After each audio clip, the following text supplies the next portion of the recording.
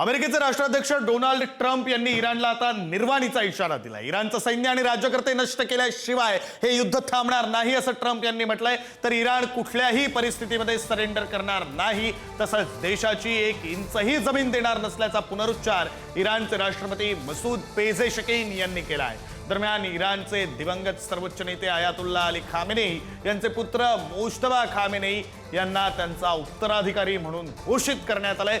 मात्र इराणचा पुढील सर्वोच्च नेता अमेरिकेच्या मान्यतेशिवाय टिकणार नाही असा इशारा ट्रम्प यांनी दिला।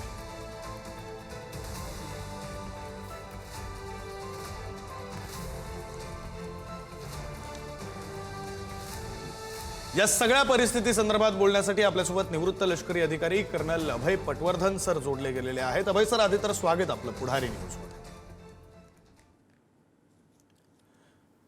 पटवर्धन सर, प्रश्न असा आहे की मागचा आठवडा उलटून गेलेला आहे, 8-9 दिवस उलटून गेलेले आहेत, हे युद्ध सुरू आहे। आपण सातत्यानं या युद्धाकडे लक्ष ठेवून असाल, एकतर या 8-9 दिवसांच्या या युद्धाकडे आपण कसं पाहताय, भविष्यातल्या परिणामांकडे आपण कशा प्रकारे पाहताय, आत्ताचं जे वक्तव्य त्याविषयी पुढे बोलू।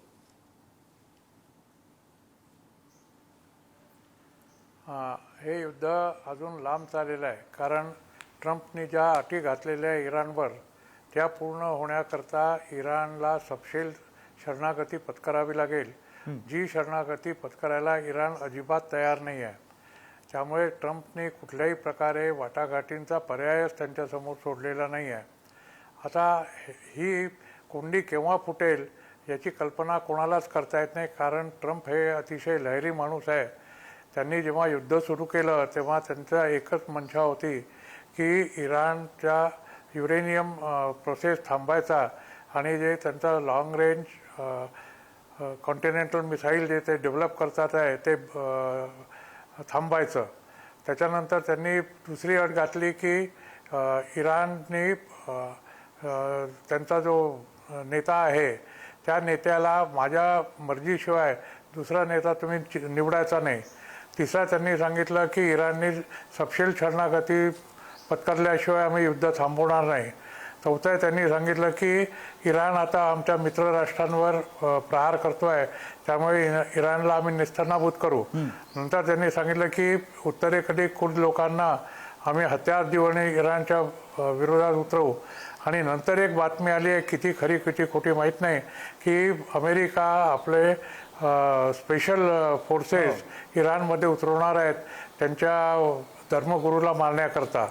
आता त्यांनी याच्याकरता इराणचे जे पाणीशुद्धी यंत्रणा आहे त्याला लक्ष करणं चालू केलेलं आहे। इराणचे मिसाईल्स तर त्यांच्याकडनं नष्ट झालेले नाही आहेत, कारण इराण हा अविरत मारा करतो आहे मिसाईल्सचा।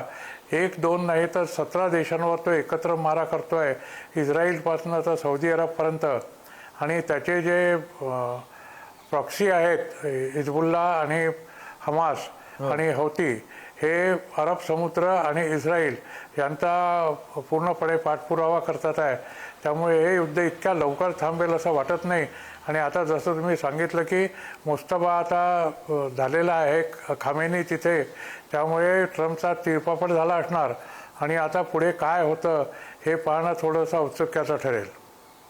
सर, एक प्रश्न असा पडतो की एकीकडे मी युद्ध थांबवली, मी सामंजस्यानं युद्धांमध्ये दोन्ही देशांना समजावलं आणि मग युद्ध थांबवली असा दावा करणारे ट्रम्प, आणि त्यानंतर आता प्रत्यक्ष युद्ध सुरू आहे आणि युद्ध आणखी चालेल, आमच्याकडे ताकद आहे असं म्हणणारे ट्रम्प, या ट्रम्प यांच्या बदललेल्या भूमिकेकडे कशा प्रकारे पाहायचं सर? ही एक मजेदार भूमिका आहे, कारण ट्रम्पने जे युद्ध थांबवण्याचा दावा केलेला आहे त्या सगळ्या देशांनी आमचं युद्ध ट्रम्पने थांबवलं हे कधीच म्हटलेलं नाही आहे।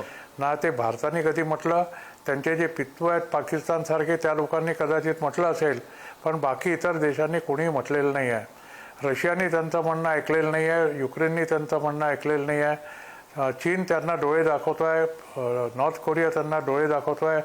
त्यांच्या ज्या हजारो बिलियन डॉलर्सच्या गुंतवणुकी आहेत मध्य पूर्वेमध्ये, त्या सगळ्या बेसेसला इराणने ध्वस्त केलेला आहे।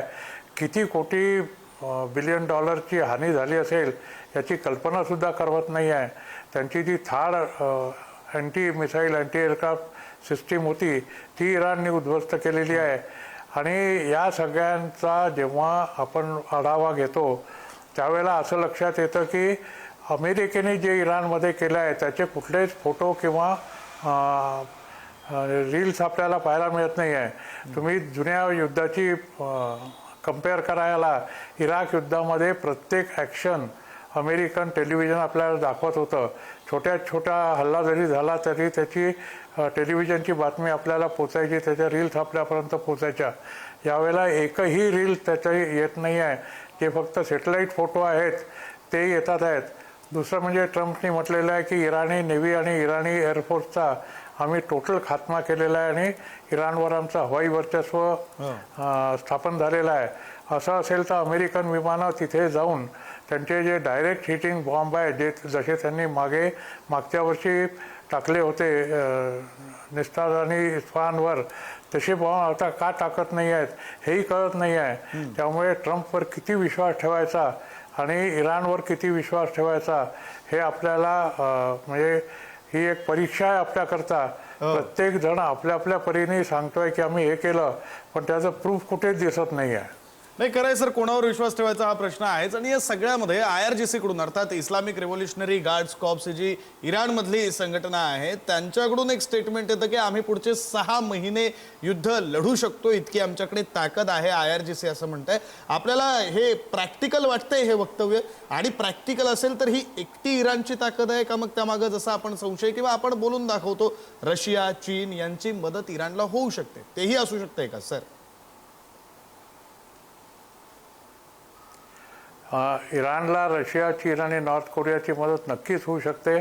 त्यांची संसाधनी मदत त्यांना होईल, पण कोणी आपलं सैन्य तिथे उतरवणार नाही. इराणला स्वतःचं युद्ध स्वतःला लढावं लागेल, जसं युक्रेन करतोय. युक्रेनला संसाधनांची मदत होते आहे पण तिथे सैन्य कोणी उतरत नाही, आपली विमानं कोणी तिथे पाठवत नाही आहे. तसंच इथेही होणार आहे.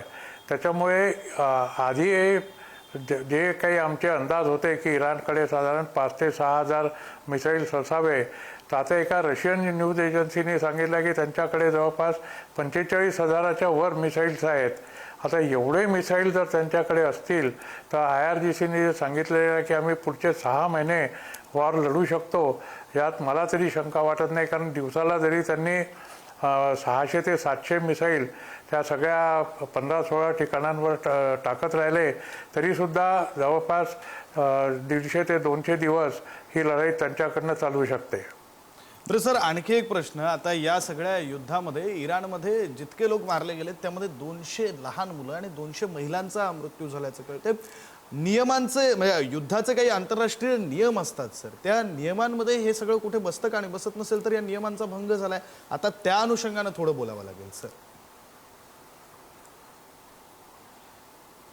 नियमांचा भंग अमेरिका नेहमीच करतं.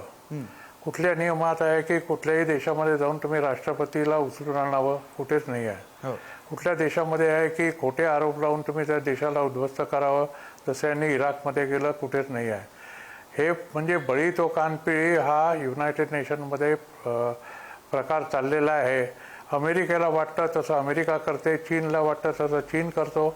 इंटरनॅशनल कोर्ट ऑफ जस्टिसने निर्णय दिल्यानंतर सुद्धा चीन फिलिपिन्सची बेटं सोडत नाही आहे. त्यामुळे अमेरिकेने हे केलं याच्यामध्ये काही मला आश्चर्य वाटत नाही. अमेरिका ही एक मास डिस्ट्रक्शन करणारी यंत्रणा आहे. व्हिएतनाममध्ये आपण पाहिलं की त्यांनी पूर्ण व्हिएतनामला जाळून टाकलं होतं. त्यामुळे इराणमध्ये सुद्धा तेच करणार आहे. पण प्रॉब्लेम असा आहे की इराणमध्ये जी त्यांनी गेले 30 वर्ष किंवा 40 वर्ष तयारी केलेली आहे की त्यांच्या मिसाईल साईट्स इतक्या खोलवर आहेत आणि कुठे कुठे आहेत हे कोणालाच माहीत नाही आहे.